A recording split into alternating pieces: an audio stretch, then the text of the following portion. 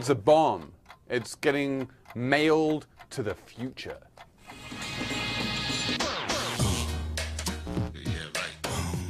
Children of San Diego County, California, children of the Poway Unified School District, children, I have a present for you. Are you excited? I am excited about this. Look at this. Guess what's in here? It's $105 million worth of candy! And okay, it's a little bit of a metaphor, but what I'm saying here is the people of Poway School District, we are spending $105 million on the kids. We're building schools, we're investing in teachers, we're making education better, we're creating a future. It's exciting and it's great, and you know what? We've managed to do the whole thing without raising taxes. Although, you are also getting this, a time bond. It's basically $1 billion that you're going to have to repay. But on the $105 million that Poway is borrowing right now, the amount of interest it's going to have to wind up paying back is more than $850 million. They're splitting this bond up into unbelievable amounts of slices. It's horribly complicated. I have the front page of the prospectus here. There are dozens of different bonds. Let me tell you about this one bond. It's called a Capital Appreciation Series B, due August 1st, 2051, is a $13.9 million bond. It's a $14 million bond.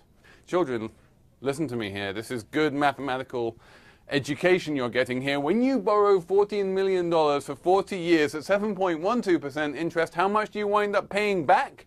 In 2051, Poway School District is going to have to pay back to bondholders $321 million.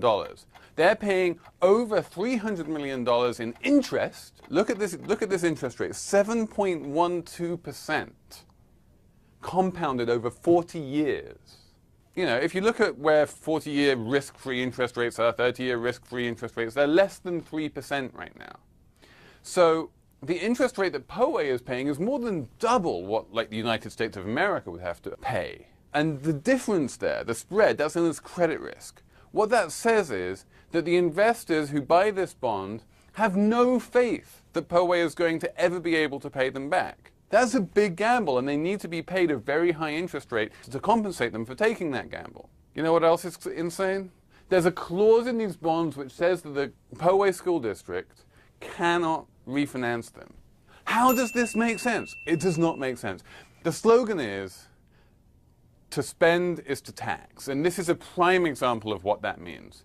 Because they're spending money now, and they're kidding themselves that they're doing it without raising taxes.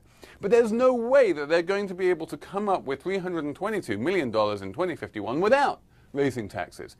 They are raising taxes, but they're raising taxes on their kids, on the future inhabitants of Poway.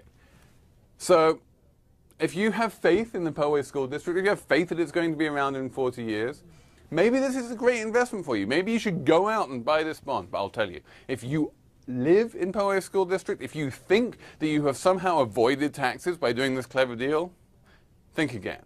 Because you might have some nice tasty candy right now, but your kids are going to be paying for it.